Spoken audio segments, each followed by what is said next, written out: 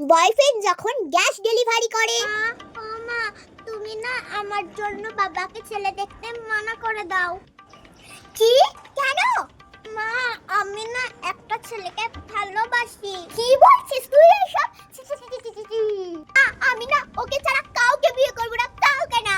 তুই তো জানিস মানা, তোর বাবা কোনো সরকারি চাকরিওয়ালা ছেলে ছাড়া তোর সঙ্গে কোনো বেকার ছেলের বিয়েই হতে দেবে না। ও তো বেকার না, তো কি করে শুনি? ও না বাড়ি বাড়ি গ্যাস ডেলিভারি করে। কি সত্যি মানা? হ্যাঁ মা, তাহলে আমার তো কোনো আপত্তিই নেই।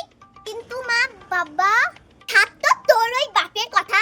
এই যে হাতের মুঠোটা দেখছিস না, এই হাতের মুঠোর মধ্যেই তোর বাবা থাকে। আমি যা বলবো তোর বাবাকে সেটাই শুনবে তোর বাবা। হ্যাঁ, তাহলে আমার হবু জামাইকে বাড়িতে ডাক। আর বলিস ওইসব মিষ্টি ফিষ্টি আনার তো দরকার নাই। আর বললিস এক লরি ভর্তি এইচপি গ্যাস নিয়ে আসতে সাথে করে, তাহলেই হবে। আজকাল যা গ্যাসের অভাব, ভাগ্যিস আমার হবু জামাই তো ছিল। ভাগ্যিস তুমি গ্যাস ডেলিভারি করতে